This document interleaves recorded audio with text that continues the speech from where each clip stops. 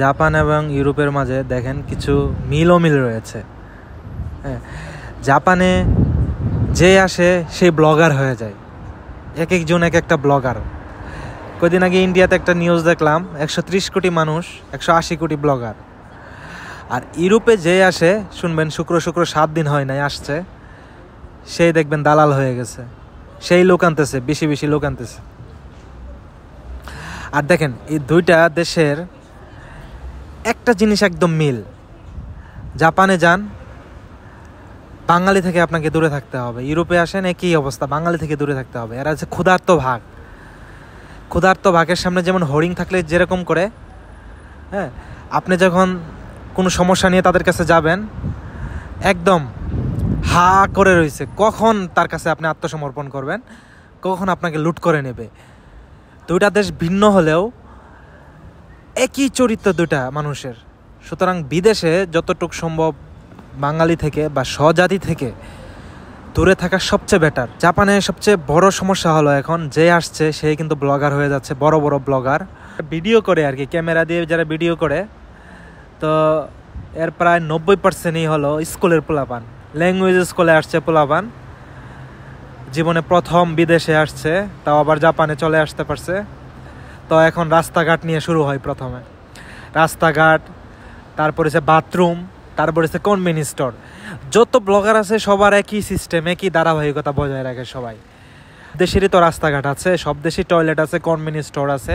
হ্যাঁ, এটা ঠিক আছে, জাপানের স্টোরগুলা, জাপানের রাস্তাগুলা, ঘরবাড়িগুলা সব থেকে ডিফারেন্ট। হ্যাঁ, একটু ক্লিন বেশি, একটু নিট অ্যান্ড ক্লিন বেশি। জাপানের মানুষগুলা একটু নিয়ম কানুন বেশি ফলো করে এবং সুশৃঙ্খলভাবে জীবনযাপন করে। তাই বলে অন্য দেশে যে কিছুই নাই এরকম না, সবই আছে, এই 18-20 এরকম ব্যবধান থাকে। আর এই ব্লগারগুলা কি করে, ব্লগার নিয়ে একটু কথা বলি। এরা কয়দিন হয়েছে আসছে, স্কুলে আসছে, ধরাকে সরাজ্ঞান করতে পারে না, আইসে শুরু করে দেয় রাস্তাঘাট, ঘর বাড়ি, পানি। সে অনেক পরিশ্রম করছে, সে 48 ঘন্টা কাজ করে, 42 ঘন্টা কাজ করে, রাত্রে কাজ করে। আরে তোমরা তো রাত্রেই কাজ করবা, ল্যাঙ্গুয়েজ বিষয়ে আসছো, রাত্রে কাজ করবা না কখন কাজ করবা? জাপানিসরা রাত্রে ঘুমাবে আর তোমাদেরকে রাত্রে কাজ করাবে, এটাই তো স্বাভাবিক।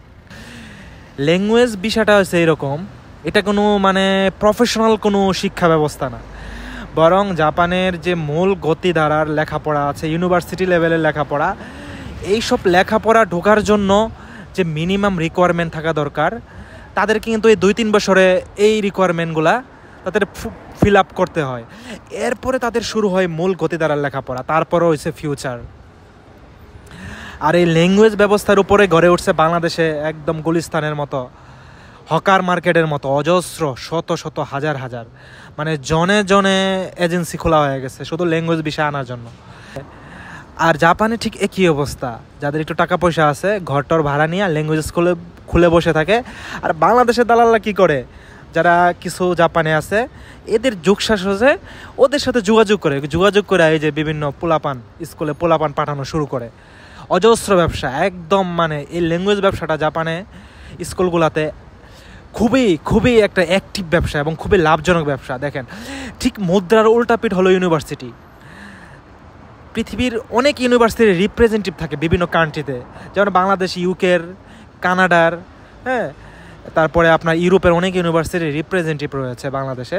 কিন্তু দেখেন জাপানে কোনো ইউনিভার্সিটির রিপ্রেজেন্টেটিভ কিন্তু বাংলাদেশে নাই, কারণ জাপান চায় যে ছেলেটা আমার ইউনিভার্সিটিতে আসবে তার যদি এইটুকু কোয়ালিফিকেশান না থাকে তাহলে সেই এই ইউনিভার্সিটি এসে কি শিখবে, জাতিকে কি দিবে আর সে কি নিয়ে যাবে।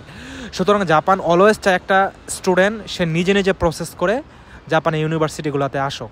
এবং প্রকৃত লাইফ যারা গড়তে হয়, জাপানে যদি ইউনিভার্সিটি কেউ না পড়ে আসলে তার জীবনে প্রকৃত লাইফ গড়া হবে না, তার জীবন শুধু কনভেনিয়েন্স স্টোরেই নাইট ডিউটি করে যায়। তো তাদের প্রতি আমার নসিহত, তোমরা একটু ধৈর্য ধরো, ল্যাঙ্গুয়েজটা শেষ করো, ইউনিভার্সিটি লেভেলে যাও, তখন দেখবা শিক্ষার কি বিস্তার। তুমি তো তখন সমুদ্রে পড়ে গেছো, তোমার কাছে তখন মনে হবে আমি সমুদ্রে চলে আসছি, তোমার অনেক কিছু জ্ঞান অর্জন করতে হবে। সুতরাং এত লাফালাফি না করে একটু পড়াশোনা করো, মনোযোগ দিয়ে পড়াশোনা করে তারপর ইউনিভার্সিটি লেভেলে যাও, নিয়ে একটু পড়াশোনা করো। তো সবাই ভালো থাকবেন, সুস্থ থাকবেন।